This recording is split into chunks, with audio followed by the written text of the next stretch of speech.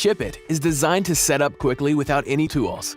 Each custom Chip-It elbow has 3 openings, 2 at 120 degrees to create hexagons, and 1 at 90 degrees to connect the top and bottom hexagons. Simply insert and push each pipe until it stops.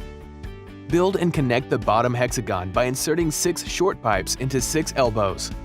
Insert 6 of the long pipes into each elbow's upward-facing opening.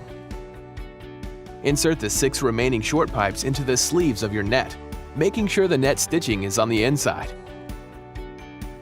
Use the remaining 6 elbows with the center opening pointed down to connect the short pipes around the net to build your upper hexagon.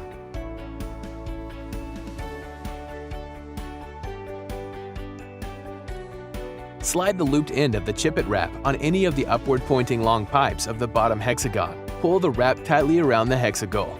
When pulled correctly, the Velcro will match up for a firm connection. The Chip-It logo should be centered between the 2 long poles. Take the top hexagon and press down onto each of the upward-facing long pipes until each connection is secure. Now you're ready to play!